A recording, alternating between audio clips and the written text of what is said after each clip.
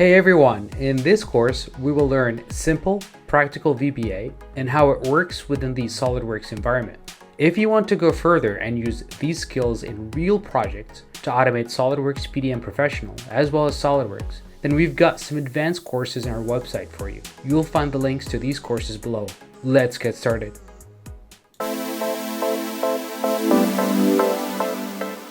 Most important thing before writing code is to get comfortable with the development environment. In our case, that's going to be the Visual Basic Editor.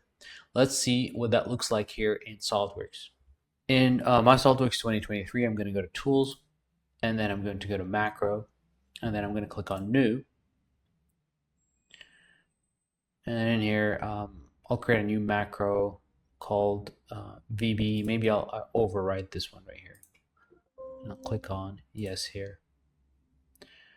So this will create my macro, but also open up the Visual Basic for Applications Editor, VBE.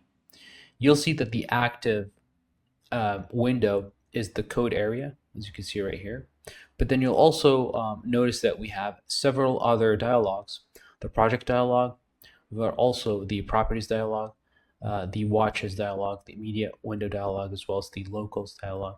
If I were to close these, I'd only leave the code dialog. We should be able to bring these dialogs back if we go to the view menu here at the top, F7, or I'll just click on code here. That is going to show our code dialog, and we can double click here to make sure that it's maximized. We could also make sure that we have our immediate window open, or by clicking on this keyboard combination here, it's immediate window. This window is extremely useful in allowing us to be able to print values in our code or from our code immediately to this window. So for example, let's type in here these two lines of code, dim name or SOLIDWORKS version as string, and this defines a variable called SOLIDWORKS version of type string. So string basically means text, and then in this line we're going to set the value of that variable to SOLIDWORKS version 2023. Let's do 2023 professional. So now if I were to make sure that my cursor is within this thing called subroutine, it's right here, and then I'll click on the green button, run, then this will go and run our code, except that nothing really happens because we haven't really called or made any calls in our code to print the value of our variable in the immediate window. That's what I'll need to do here. So I'll type in here Debug.Print, and that's the call to print the value of a variable or an expression in the immediate window. And then I'll make sure that my cursor is within the subroutine, and then I'll click on run, the run button right here, F5, and that will print the value of our variable in the immediate window. You can see that here at the bottom, and I'll clear that up. I can also go back to our view menu, and I'll show as well the locals window. Now this will allow us to be able to see an expression, its value, and its type. And a really good way to show this in action is to put something called a breakpoint. So I'll put that breakpoint right here at this level in my code area. So I'll click right here, and you can see like a kind of a reddish, maroonish type circle that tells the VBA editor to break when it hits this line during the execution. So I'll make sure that my cursor is inside the subroutine. If it's outside, then the Visual Basic Editor is going to ask me to choose which subroutine to run. There's only one here, but having to place the cursor inside of the subroutine avoids this dialog right here. So I'll do that, and I'll then click on run. And you can see that our code now has switched the background color of the breakpoint line. See that switch to yellow, telling us that this line right now is about to execute if we were to click on continue, but at this level everything that's before the line has already executed. The line itself has not executed yet, and then everything that's after the line has not or is yet to be executed. So at this level in time, right, this is kind of a snapshot in time. The value of SOLIDWORKS version, if we hover over it, you can see that it's 2023 professional, but you could also see that in the locals window. So the locals window will show us the local expressions or variables, as well as their value and their type. Fantastic. Now I could remove that breakpoint, go back here to that green button that has its tooltip change. Now it's shown as continue. Click continue, and then you can see the value printed in the immediate window. I can go back and place my breakpoint at this level right here, run my code or run my macro, and you'll see that the value of SOLIDWORKS version is actually an empty string because it hasn't been assigned yet. So that's a really great usage of the immediate window. I'll stop the execution by clicking on the reset button right here. And then I'll go back to the view menu where I really want to highlight another important dialog or window, which is the Project Explorer. The Project Explorer really helps us keep things pretty organized. We've got three types of items that we could add to a Visual Basic macro project. The first one is the module. This one right here is the code in our VBE1 module. We could also add something called a user form. This is a graphical user form that we could add multiple types of controls to it. We could add a label. We could add a checkbox. We can also add a button called here as a command button. We can change their location pretty easily by dragging them around. And then if we want to delete any of these, obviously we can just press the delete key on our keyboard, and that deletes the item. Now if I go to the view menu and click on view, go to the properties window. Properties window shows the properties of the selected item in the user form. So for example, I've got my button or command button selected here. I could see the name of this button, as well as anything that relates to its graphical state. The caption, for example, is the text that shows up right here. So I'm able actually to go to caption here, for example, and change the text. For example, if I change this to login, that will change right here. Or I could actually go in here and change the name of the button in our code. Right now, this button is called command button 1. I can also click right here, and that will select the user form itself.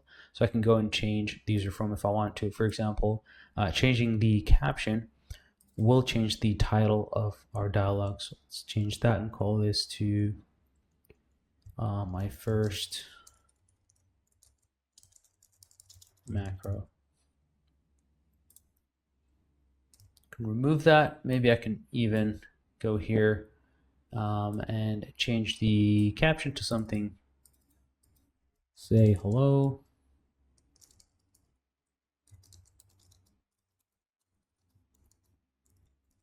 Oops, say hello. I can change the button to name to hello. And double clicking on the button will take us to something called the code behind. This is the area where we can add the instructions that will be triggered when one of these events happen pertaining to our control. So in this case, going back here to the user form, it actually made a small typo here, so I apologize about that in the name of the button. If I were to double click here, this will take me to the click event of the hello button. So you can see that hello here underscore click. And I can, for example, type here MSG box. So this is message box. And I can say here hello from SOLIDWORKS.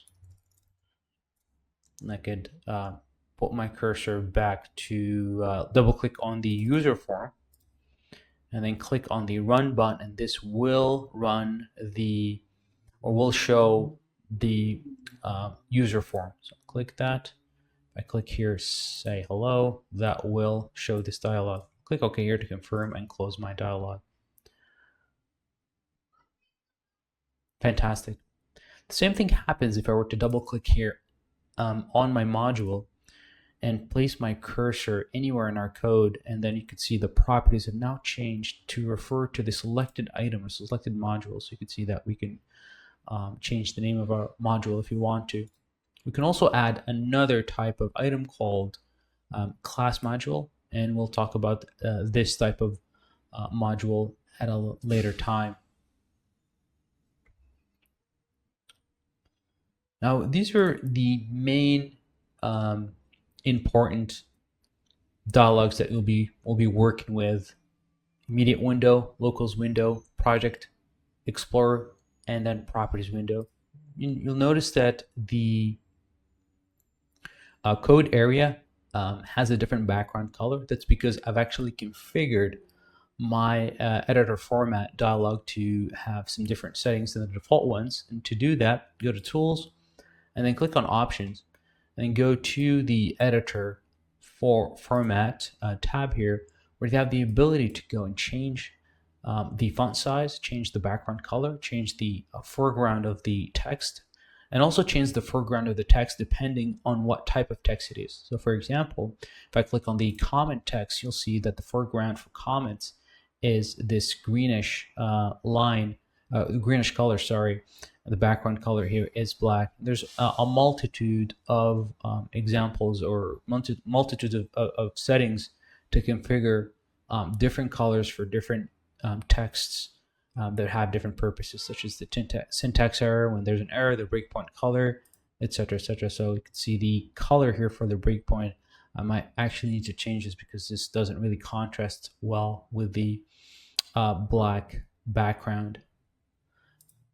You can also change the font size, obviously, if you want it to be larger or smaller, depending on the size of your screen, as well as the font. My favorite font is the Cascadia Mono. It's a really nice font for programming. There's other things here in the General tab as well as the Docking tab. I'll let you kind of explore it on your own time, but the most important ones are actually here in the editor format. I'm going to click on Cancel. Great. One last thing here to add is that you have also the ability to go and import other APIs or other libraries that you could use in your code. So to do that, you go to Tools, References. So for example, looking at the references in my Visual Basic macro right here, I've got a reference called Visual Basic for Application, which is kind of a default library that has a number of utility methods that will help me with doing some math operations, doing some string manipulations as well. And then I've got a bunch of other libraries that are checked here that they're being used or I can use in my macro, and they are related to SOLIDWORKS 2023. There's so many other libraries right here. A lot of these libraries are shipped by default with your Excel or SOLIDWORKS installation. A lot of them are come with your Windows, so they ship by default with Microsoft. So you can actually, if you have Excel installed, you can actually check the Excel library and be able to create new instances of Microsoft Excel, even from within SOLIDWORKS, or vice versa. If you're running this macro or you're creating a macro within the interface of Microsoft Excel, you have the ability to check the SOLIDWORKS interface libraries and then create new instances of SOLIDWORKS and be able to open documents and save data from SOLIDWORKS to Excel. Fantastic. I'm going to click Cancel, and that kind of brings us to the end of this lesson on the Visual Basic for Application user interface. We took a look at the code area. We took a look at the different types of items that we could add to our project. We also took a look at the user interface or the graphical user element, as well as the properties window. And we also took a look as well on the toolbar, with the ability to run, put breakpoints, or even reset our code. Thank you for watching, and I'll see you in the next lesson.